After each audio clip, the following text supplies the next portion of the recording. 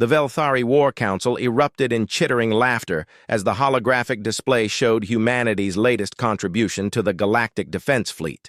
The vessel hung in space like a metal tumor, angular, crude, and seemingly held together by desperation and welds.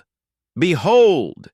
hissed Admiral Kixthera, her crystalline mandibles clicking with amusement. "The humans' greatest engineering achievement. They call it the Vindication." The assembled alien commanders leaned forward, studying the human warship with predatory interest. To beings who crafted vessels from living coral that grew stronger with each battle, or who forged ships from crystallized starlight itself, the human craft appeared laughably primitive. Its hull bore the scars of hasty construction, mismatched. Plating exposed conduits and weapon mounts that looked jury-rigged at best. "It's already earned a nickname among their own fleet," chuckled General Mordix, his 6 eyes gleaming with malicious joy. "The Flying Coffin. Even the humans know it's a death trap." The mockery wasn't unfounded. 3 previous human vessels had been lost in their first engagements, their crews vaporized before they could fire a single shot. The galactic community had begun to question whether humanity deserved their seat at the War Council table. Some whispered that Earth's admission to the Alliance had been a mistake, born of pity rather than merit. Captain Javik Orinth studied the Vindication through different eyes. While his fellow commanders laughed, he noticed details others missed. The seemingly random placement of weapons created overlapping fields of fire with no blind spots.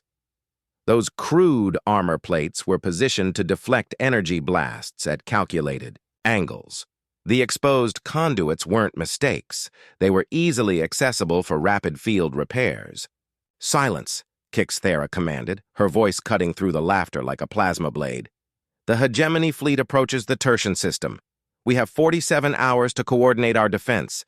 The human contribution will serve as forward reconnaissance." The room fell quiet as tactical displays materialized around them. The Tertian system contained 3 inhabited worlds and the largest orbital shipyard in the sector. Its loss would cripple the Alliance's ability to replace their losses that had been mounting with each hegemony advance. The enemy they faced was unlike anything the galaxy had encountered.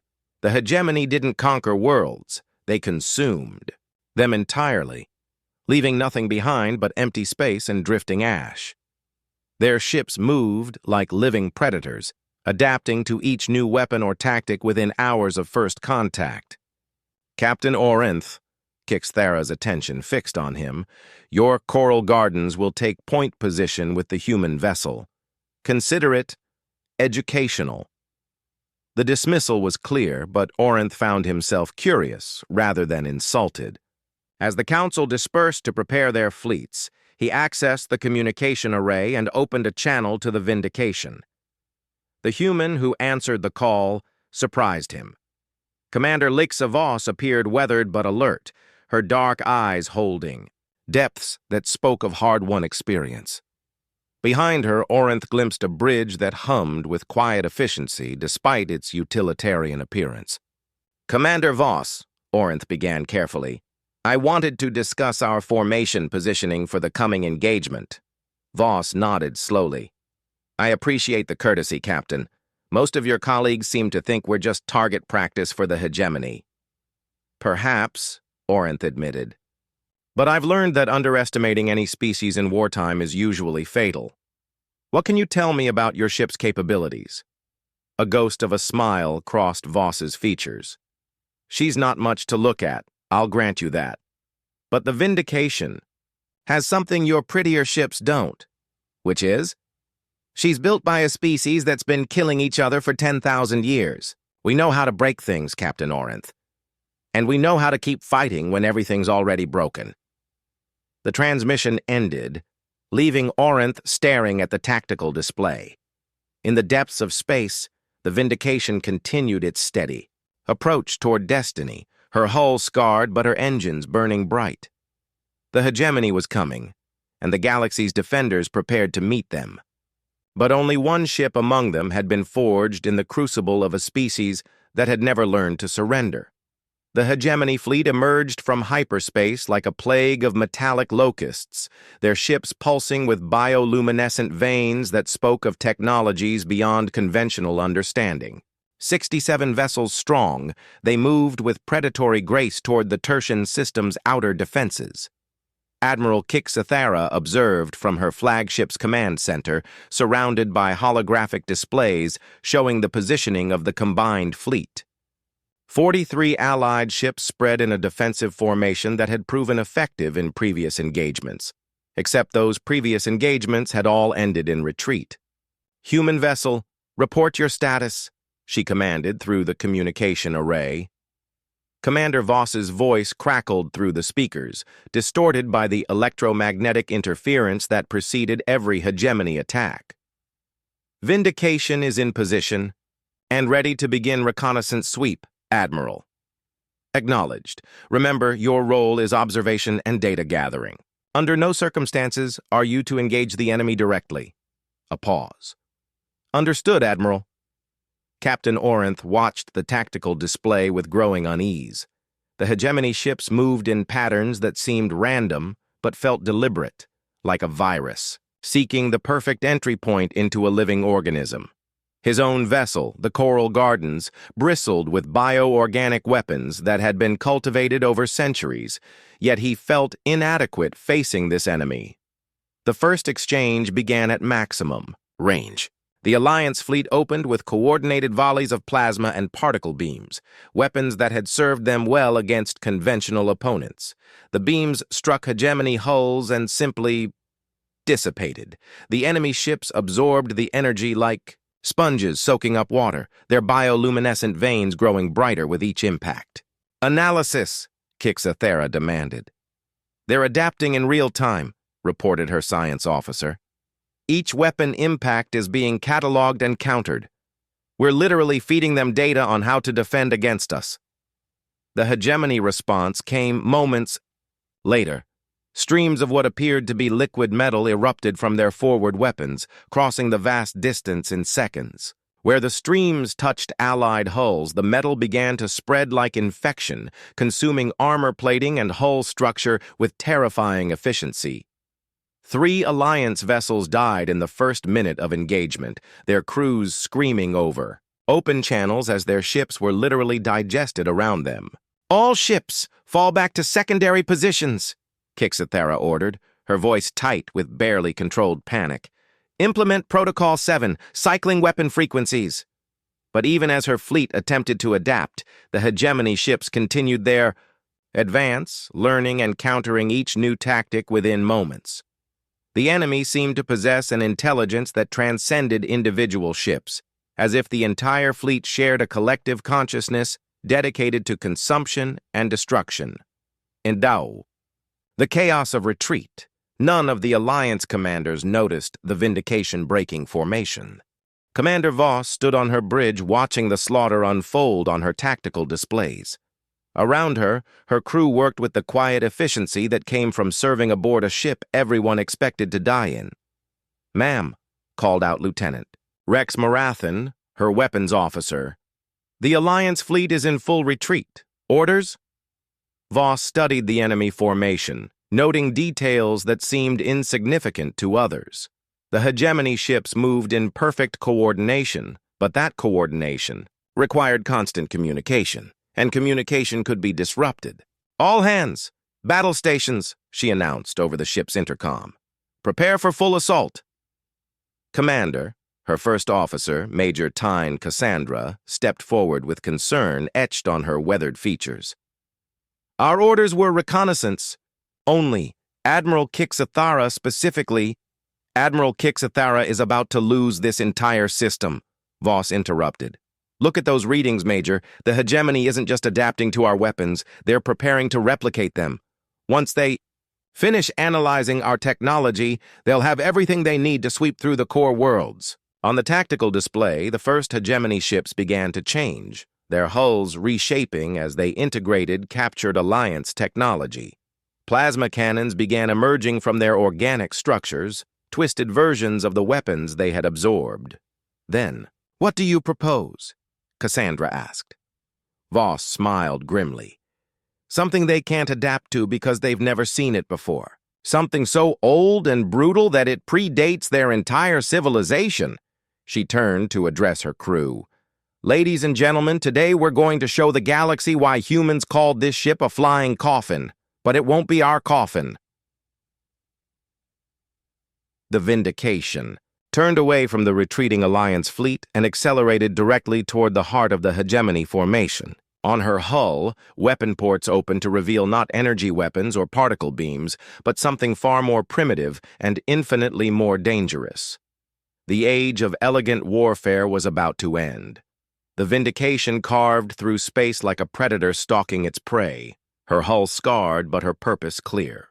In the distance, the Alliance fleet continued its retreat, their elegant ships limping away from an enemy they couldn't comprehend. But Commander Voss had seen something in the hegemony's perfect adaptation that others had missed. There too. "Perfect," she murmured, studying the tactical readouts as her ship closed the distance. "Major Cassandra, what do you see when you look at their formation?" Her first officer frowned at the displays. "Coordinated movement, perfect synchronization, adaptive responses to our weapons?" "Exactly. They respond to everything we throw at them because they understand it. Energy weapons, particle beams, plasma cannons, they've encountered similar technologies before, or their collective intelligence can process them quickly enough to develop counters." Lieutenant Morathan looked up from his weapons console. "But ma'am, if they can adapt to anything we've got, how do we fight them?" Voss's smile was sharp as a blade. "We don't use anything they recognize as a weapon. The first hegemony scout ships detected the Vindication's approach and moved to intercept. Their hulls began to reshape, preparing plasma weapons identical to those they'd absorbed from the Alliance fleet. Streams of superheated gas lanced out toward the human vessel. The Vindication didn't even attempt to dodge. The plasma struck her forward armor plating and dissipated harmlessly across specially treated surfaces that had been designed specifically for this moment. "Ablative armor holding," reported Chief Engineer Vex Turlo from her position at the damage control station. "Those plates will absorb plasma fire all day long." The hegemony ships paused, their bioluminescent veins flickering as they processed this unexpected development. Their weapons had proved effective against every other Alliance vessel, yet this crude human ship shrugged off direct hits as if they were nothing. "Now they're confused," Voss observed with satisfaction. "They're trying to understand our defensive technology so they can adapt to it, but there's nothing to understand. It's just thick metal designed to absorb heat." More hegemony vessels converged on the Vindication, their hulls shifting and changing as they prepared different weapons. Particle beams lanced out, followed by crystalline projectiles and streams of corrosive fluid that had dissolved Alliance ships within minutes. The human vessel absorbed it all.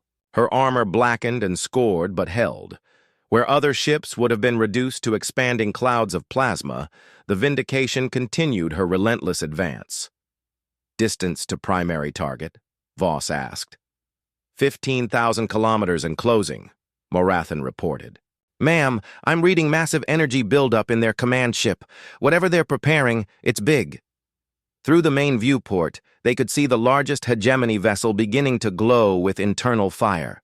Its organic hull expanded like a bloated tick, drawing power from the smaller ships around it. This was their ultimate weapon, a directed energy burst capable of vaporizing entire worlds. "They're going to try to remove us and the entire system in one shot," Cassandra observed grimly. Voss nodded. "Which means they're scared. They can't understand us, so they're falling back on brute force." "Perfect." She opened a ship-wide communication channel. "All hands, this is the commander. In 30 seconds, we're going to do something that hasn't been done in warfare for over 3,000 years. When I give the order, I want you to remember that we're not just fighting for the Tertian system, we're fighting to prove that humanity belongs among the stars." The hegemony command ship's glow reached critical intensity. Energy readings spiked beyond measurement as the alien weapon prepared to fire. 10,000 kilometers, Morathan announced. 8,000, 6,000. Weapons hot, Voss ordered quietly. Ma'am, we're still out of effective range for plasma weapons. Who said anything about plasma? Voss's finger hovered over a manual firing control that looked like it belonged in a museum. 4,000 kilometers. 3,000. The hegemony command ship fired. A beam of pure annihilation erupted from its core, capable of cracking moons and boiling atmospheres. It struck the Vindication directly and passed harmlessly around her. Deflector shields holding, Turlo reported with grim satisfaction. Just like we designed them, all that energy is being redirected around us instead of absorbed. The hegemony fleet paused again, their collective intelligence struggling to process what they were witnessing. How could such primitive technology be so effective? 2,000 kilometers, Morathan called out. 1,000. Fire, Voss commanded. The Vindication's weapon ports opened, revealing not energy weapons or exotic technologies, but simple, kinetic cannons loaded with solid metal projectiles, slugs of dense tungsten alloy, accelerated to a significant fraction of light speed by magnetic rails that had been perfected in humanity's most brutal wars. The projectiles struck the hegemony, command ship before its collective intelligence could even register them as threats. There was no energy signature to analyze, no exotic physics to comprehend. Just mass traveling at enormous velocity, carrying kinetic energy that made nuclear weapons look like firecrackers. The alien vessels simply ceased. One moment, it was there. The next, it was an expanding cloud of superheated debris. Across the hegemony fleet, bioluminescent patterns flickered and died as the collective consciousness reeled from the loss of its primary node. For the first time in their recorded history, they had encountered something they couldn't understand, couldn't adapt to, couldn't counter. Something primitive, something brutal, something utterly, terrifyingly human. The destruction of their command ship sent shockwaves through the hegemony fleet that were both literal and metaphysical. Without their primary consciousness node, the remaining 66 vessels faltered like a beehive suddenly bereft of its queen. Their perfect formations dissolved into chaos as individual ship minds struggled to maintain coordination. But the hegemony had survived as a species for millennia by being adaptable, in ways beyond simple technological mimicry. As Commander Voss watched, the alien ships began to pulse in unison, their bioluminescent veins creating new connection patterns across the void. They're establishing a distributed consciousness, Major Cassandra observed grimly. Multiple command nodes instead of a single point of failure. Smart, Voss acknowledged. But it'll take them time to stabilize the new network. Time we're going to use. The Vindication pivoted on her axis, her railgun batteries tracking new targets. Behind her, streams of molten metal and organic debris marked where the hegemony flagship had died, the first time anyone had witnessed the complete destruction of a command-class vessel. Ma'am, Lieutenant Morathan called out, his voice tight with tension. I'm reading energy spikes across their formation. They're preparing to rush us. Through the viewport, they could see the hegemony vessels abandoning their elegant maneuvers for something more primal. Their hulls began to change, growing ramming prows and close combat appendages. If they couldn't understand the human weapons, they would simply overwhelm them through numbers and fury. All ships, this is Admiral Kix Thera, the communication. A ray crackled to life. Human vessel, your attack was unauthorized and reckless. Return to formation immediately. Voss keyed the response channel. Negative, Admiral. We're committed now. Either we finish this here, or the hegemony adapts to our tactics and becomes unstoppable. You cannot possibly stand against their entire fleet alone. Watch us. The first wave of hegemony ships accelerated toward the Vindication like metallic, sharks scenting blood. 20 vessels strong, they came from multiple vectors, their adaptive hulls gleaming with borrowed Alliance technologies twisted into new configurations. "Engineering," Voss called out over the ship's intercom. "How are our kinetic reserves?" Chief Turlow's voice came back steady despite the stress. "We've got enough tungsten slugs for approximately 8 minutes of sustained fire, Commander. After that, we'll be throwing whatever spare parts we can stuff into the barrels. Then we better make those 8 minutes count. All batteries engage at will." The Vindication's railguns spoke in rapid succession, their electromagnetic coils, accelerating tungsten projectiles to velocities that turned simple metal into weapons of mass destruction. Each slug carried enough kinetic energy to shatter asteroids, and they struck with the mathematical precision of purely ballistic weapons. The lead hegemony ships tried to adapt, their hulls shifting to present angled surfaces that might deflect energy weapons. But kinetic projectiles followed different rules. They punched through adaptive armor like paper, their momentum carrying them deep into alien hull structures before detonating in brilliant flashes of converted energy. 5 ships died in the first salvo. Then 7 more as the Vindication's weapons found their marks with mechanical precision. But the survivors reached their target. The first impact nearly threw everyone on the bridge off their feet as a hegemony vessel rammed the Vindications. Portside, organic tendrils erupted from the alien ship's hull, seeking to burrow into the human vessel's superstructure.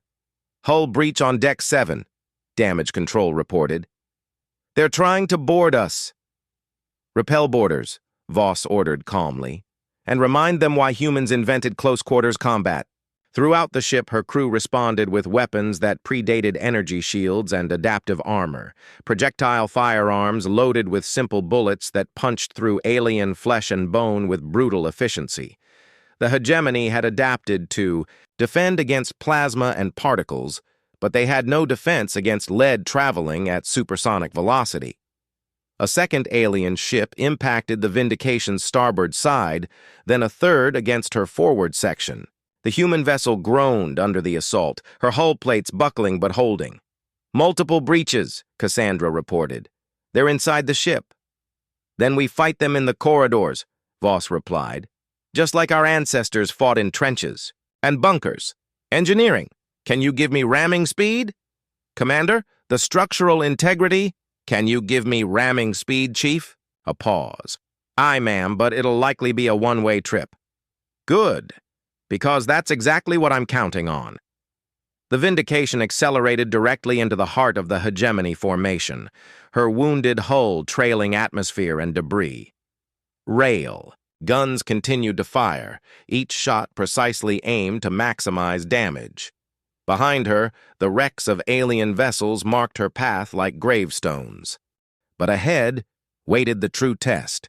The reformed hegemony fleet, now coordinated by multiple command nodes working in terrifying harmony. They had learned from the destruction of their flagship, had adapted their tactics to account for kinetic weapons. They thought they understood humanity's primitive approach to warfare. They were about to learn the difference between understanding and experiencing. "All hands," Voss announced over the ship's intercom, her voice carrying to every corner of the battered vessel. "Prepare for final engagement. We're going to show them what happens when you corner a species that spent 10,000 years perfecting." The art of total war. The Vindication plunged deeper into the alien formation, her guns blazing and her crew ready to die. But death, as any human could tell you, was just another weapon in their arsenal. The Vindication had become a fortress under siege, her hull pierced in 17 places, as hegemony boarding parties fought through her corridors. The sounds of battle echoed through her compartments. The sharp crack of projectile weapons, the hiss of plasma cutters, and the inhuman shrieks of alien warriors dying to bullets that punched through their adaptive hides. Commander Voss stood on her bridge, blood trickling from a gash on her forehead where debris from the latest impact had caught her. Around her, the command crew worked with desperate efficiency, their console displays flickering as power systems struggled to maintain critical functions. "Status report," she called out over the din of combat. "We've lost main power to sections. C and D. Chief Turlow's voice came through static-filled speakers. Emergency power is holding, but barely. We've got hegemony forces on decks 4 through 8, and they're adapting to our small arms fire faster than we can kill them. Major Cassandra looked up from her tactical display, her expression grim. Ma'am, the remaining hegemony fleet has formed a sphere around us. 43 vessels, all armed with weapons they've absorbed from our previous engagements. They're not boarding us anymore, they're studying us. Through the main viewport, alien ships hung in space like metallic predators, their hulls pulsing with patterns of light that spoke of shared consciousness and collective analysis. They had learned that direct assault against the human vessel was costly, so now they were taking a different approach. They're going to dissect us, Lieutenant Morathan observed with dark humor. Take us apart, piece by piece, until they understand how we work. Voss nodded grimly, which means they still don't understand the most important thing about humans. She opened a ship-wide communication channel. All hands, this is the commander. Prepare for Omega Protocol. The bridge fell silent, except for the distant sounds of combat. Even the newest crew member knew what Omega Protocol meant. It was the option they'd all hoped they'd never have to use. Ma'am, Cassandra said quietly, there are still 347 souls aboard this ship. I'm aware of that, Major. I'm also aware that if the hegemony finishes analyzing our technology, they'll sweep through the core worlds within a year.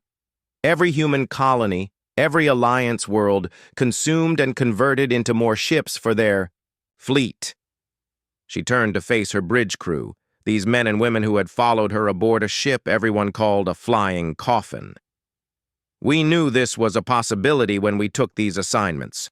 The Vindication was never meant to be elegant or beautiful.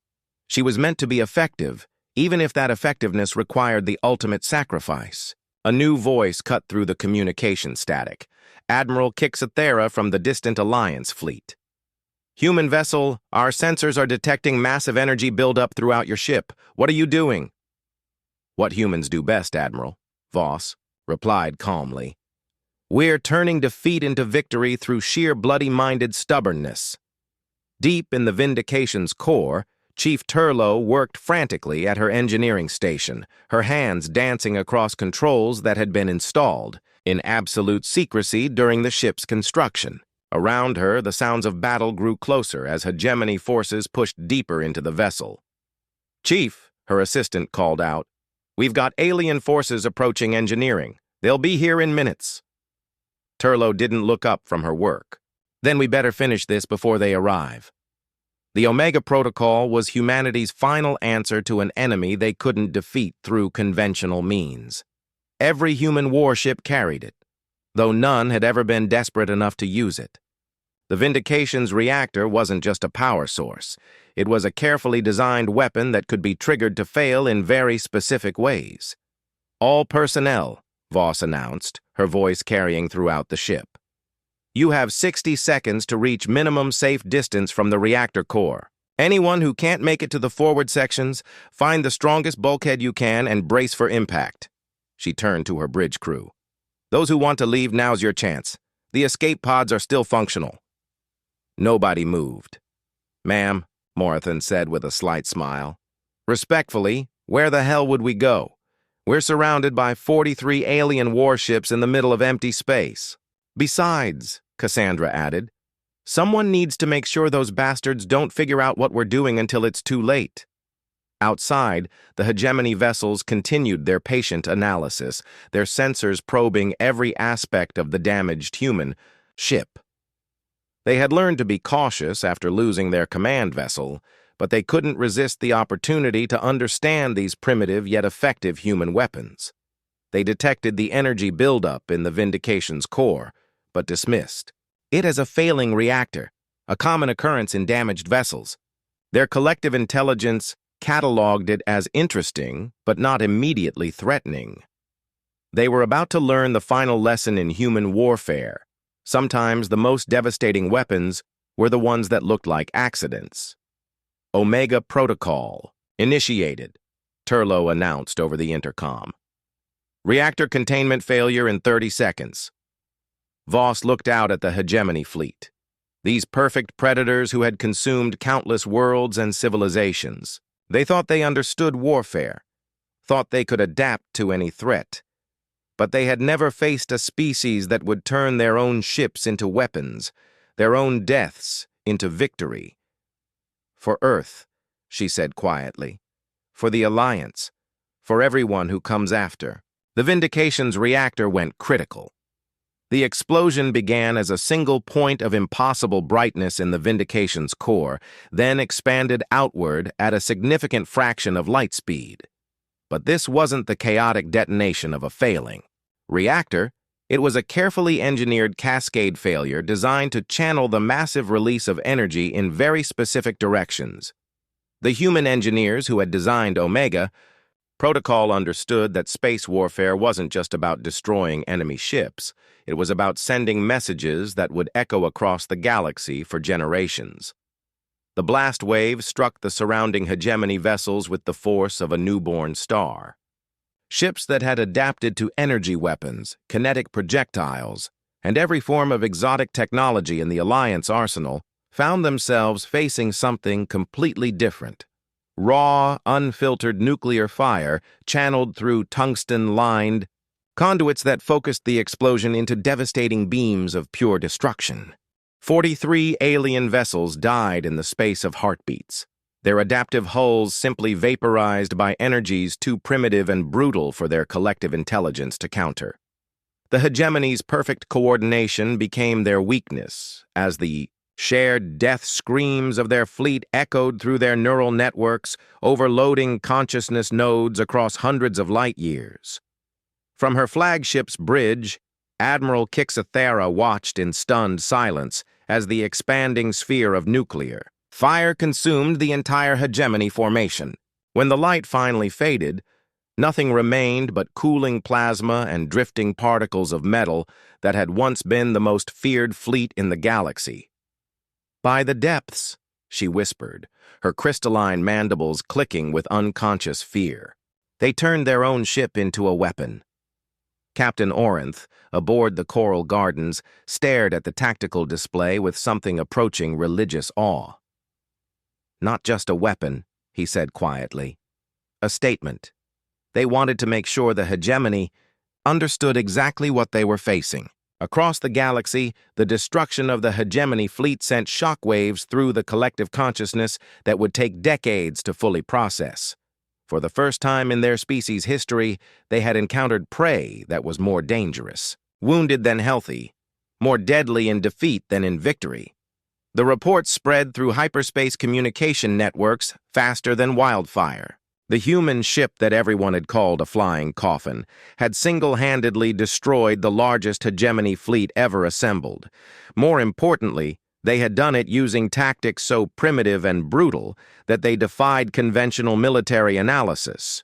On Earth, in the gleaming towers of Terra Command, Fleet Admiral Corvain Nexus stood before a wall of monitors displaying the aftermath of the Battle of Tertian.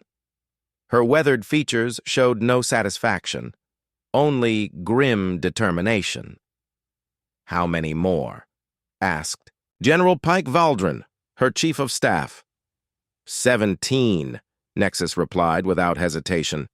17 more Vindication-class vessels currently in production, each one designed to look like a barely functional death trap, each one carrying enough firepower to crack moons and the will to use it. The Alliance fleet commanders are requesting full specifications on our Omega protocol, Valdrin reported. They want to integrate the technology into their own vessels. Nexus shook her head. Denied. They don't understand what makes it work. It's not the reactor design or the focusing arrays, it's the crew. You can't replicate the willingness to die for something greater than yourself. That's uniquely human. 3 months later, the first new reports arrived from hegemony space. Their massive war fleets had gone silent, pulling back to defend their core worlds. Intelligence suggested that their collective consciousness was undergoing fundamental changes, installing new behavioral protocols specifically designed to identify and avoid human vessels. The species that had consumed entire star systems had learned to fear a single ship class that looked like it had been assembled from scrap metal and desperation. Commander Lixa Voss was posthumously awarded the Alliance Medal of Valor, though the ceremony felt hollow to those who had known her. She had died as she had lived, making the hard choices that others couldn't face. But her real memorial wasn't a medal or a monument. It was the sight of hegemony fleets turning away from systems defended by even a single human vessel, the sound of their collective neural networks screaming warnings about the species that turned death into victory. The humans had earned their place at the galactic table not through elegant technology or superior firepower, but through the simple, terrifying willingness to pay any price for victory. They had proven that sometimes the most primitive weapons were the most effective, not because they were advanced, but because they were wielded by beings who understood that some things were worth dying for. The flying coffin had become exactly what her designers intended, not just a warship, but a promise, a guarantee that humanity would never surrender, never yield, never accept defeat, as long as a single human drew breath. And in the depths of space, 17 more flying coffins continued their construction, each one a reminder that Earth's children had not forgotten the lessons learned in 10,000 years of warfare. The galaxy would never underestimate humanity again.